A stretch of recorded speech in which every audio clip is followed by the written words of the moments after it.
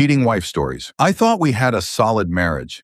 The secret life of my cheating wife was exposed by one unsent email. What started as a shocking discovery turned into years of deception, an unthinkable proposal, and a painful choice I never expected to make. But the real twist? What happened to her after the divorce? Stick around. You won't believe how it all played out. 15 years ago, my world shattered in a way I never expected. I was married to Jessica for 9 years, and we had 2 amazing sons, Ethan and Liam. I worked long hours in healthcare, frequently pulling 12-hour shifts, sometimes overnight. It left me drained, cranky at times, and battling my own mental health struggles, but I believed we had a stable family. I thought we were strong. Jessica worked at a retail store, and right across the street was an auto repair shop. It was there that she met him, Daniel.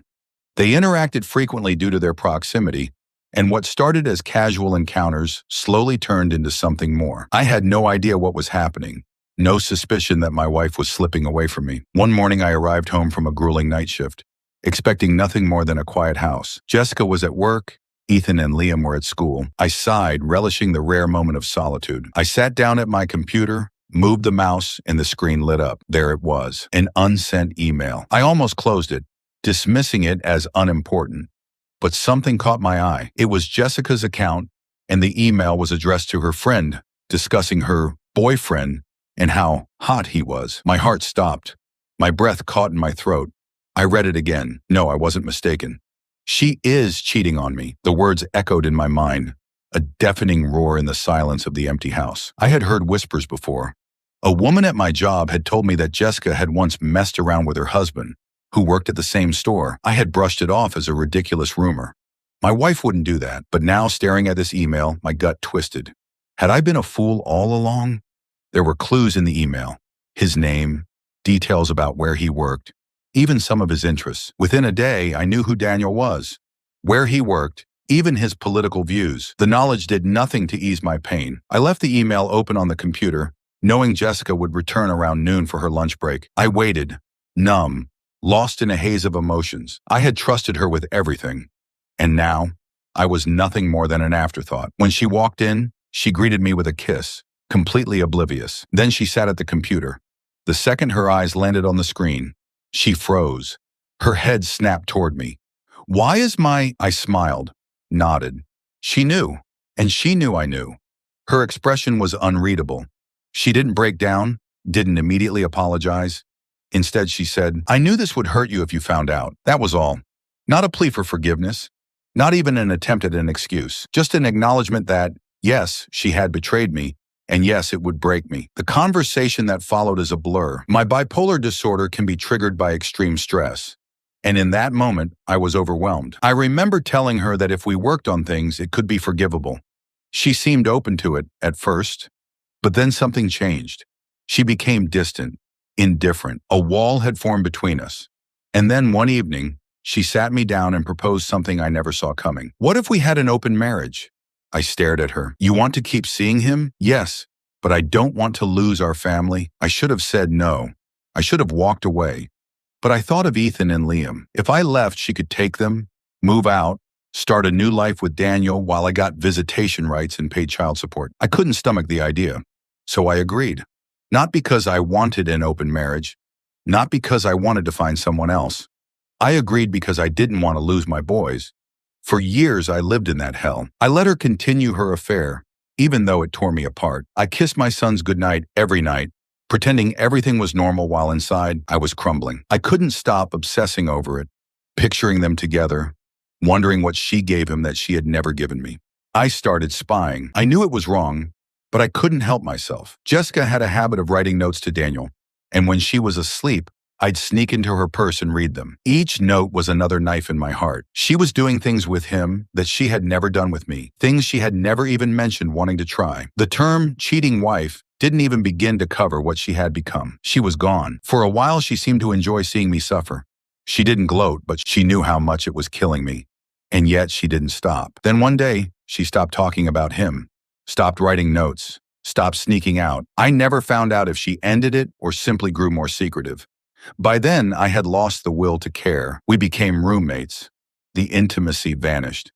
We no longer touched, barely spoke unless it was about the kids. I stopped spying, stopped asking questions. It was over, but it wasn't. When Ethan and Liam graduated high school, I finally found the strength to leave. She didn't fight it, didn't beg me to stay. We signed the papers, divided the assets, and went our separate ways. At first, she seemed relieved, as if the weight of deception had been lifted from her shoulders. But the life she envisioned post-divorce was not the fairy tale she had imagined. Jessica moved in with Daniel almost immediately, believing their relationship would finally flourish now that I was out of the picture. However, reality hit hard. Without the secrecy and thrill of sneaking around, the passion fizzled. Arguments replaced their stolen moments, and within a year, Daniel had left her for another woman, someone younger and unburdened by the baggage of a failed marriage. Financially, things took a turn for the worse. The retail store where she worked eventually closed, and she struggled to find another stable job. Without my income helping sustain our old lifestyle, she faced eviction. She ended up moving back in with her sister, a far cry from the independence she once relished. Her relationships with Ethan and Liam suffered. They resented her for what she had done, for the betrayal they couldn't fully comprehend as children but recognized in adulthood. They were polite but distant, choosing to spend holidays and special occasions with me instead. It broke her, knowing the affair that she once justified had cost her the love and closeness of her own sons. I heard from mutual friends that she tried dating again, but found herself attracting the wrong men, ones who took advantage of her vulnerability. The excitement of being the forbidden love had vanished, and what remained was loneliness. The woman who once sought excitement at the expense of stability was now searching for the very security she had thrown away. I don't find joy in her suffering, but I won't deny that there is justice in it.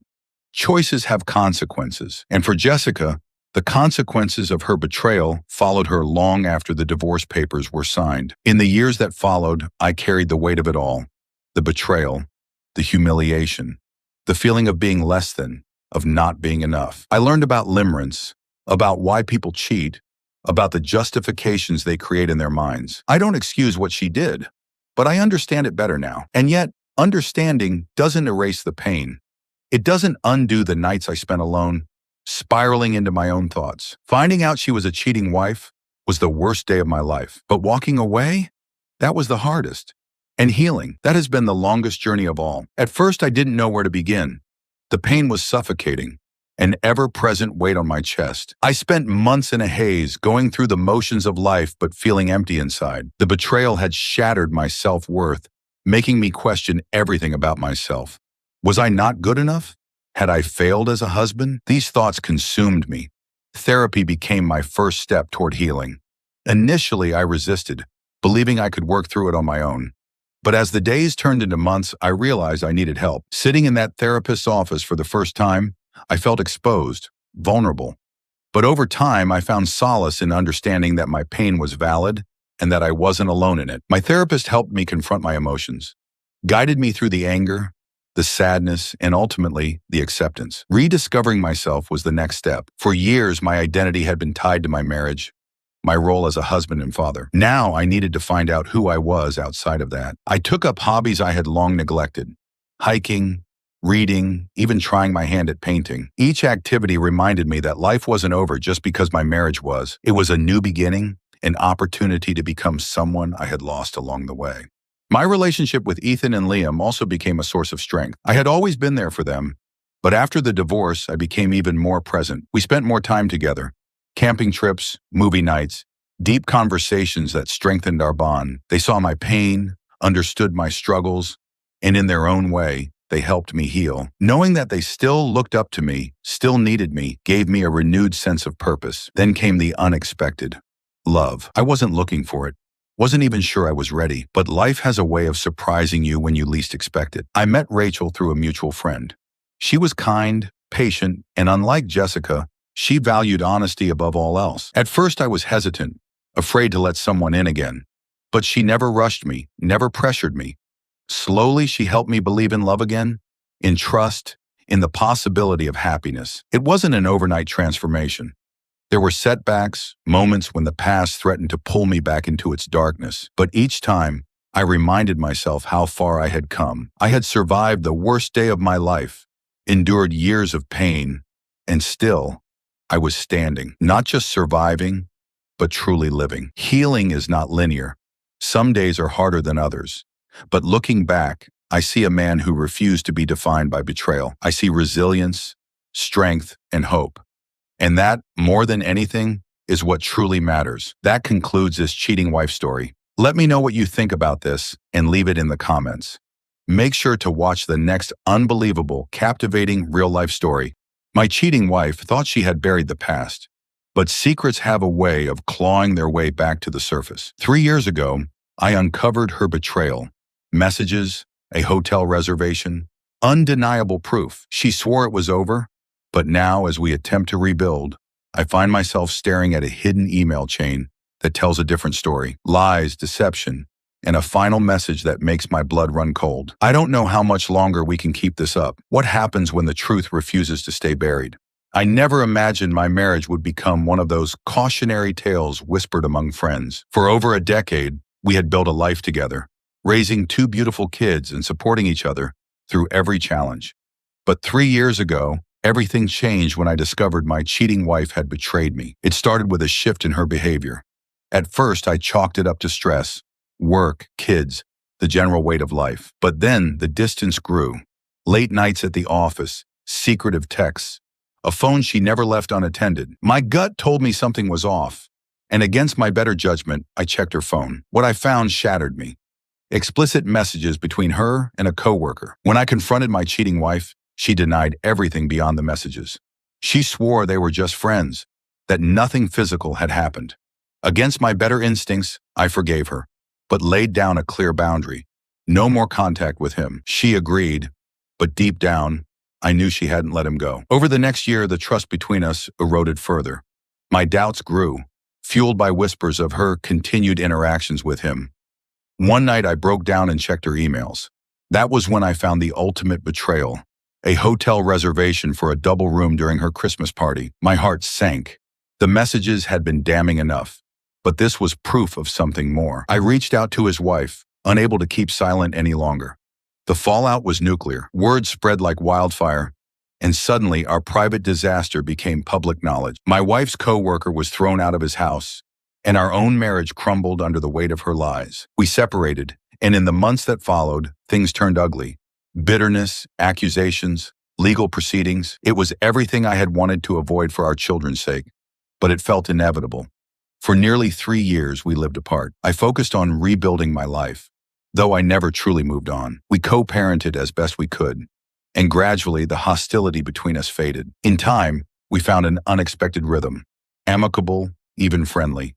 And then, 6 months ago, something shifted again. My cheating wife softened, apologized, not for the affair because she still insisted it wasn't one, but for hurting me. For the first time in years, I saw glimpses of the woman I had once loved. Against all logic, I let my guard down. 2 months ago, I moved back in, telling myself it was for the kids. Now she wants to reconcile. She wants to fix our marriage, to pretend like the past can be rewritten. But there's one problem. She refuses to fully admit what she did. We have spent the last 2 months playing house, acting as if the last 3 years were nothing more than a rough patch we'd finally overcome. The kids are happier, our home is filled with laughter again, and for the first time in a long time, I feel a sense of normalcy. But beneath it all, something festers. A lie that refuses to be buried. She insists they only kissed twice, that it never went beyond that. But I remember the messages. I remember the hotel reservation. I remember how quickly his wife kicked him out after I exposed them. It doesn't add up, and it never will. She calls me paranoid, says I need to let go of the past if we have any chance of moving forward. But I can't. Not when she rewrites history in her favor. Not when she turns it on me, claiming she doesn't trust me, because I violated her privacy by going through her phone and emails, as if my actions were the real betrayal. There are moments when I catch my cheating wife looking at me with a strange expression, guilt, fear, I don't know, but it unsettles me. I can't shake the feeling that there's more she isn't telling me, that there's another secret waiting to detonate. Then one evening, I find something unexpected. While searching for a document on her laptop, I stumble upon an old email chain buried deep in a hidden folder. The subject lines immediately raise red flags. That night, our secret, can't stop thinking about you. My pulse quickens as I click on the first message, my hands trembling over the mouse. The emails are explicit, detailed descriptions of nights spent together, the way they held each other in stolen moments.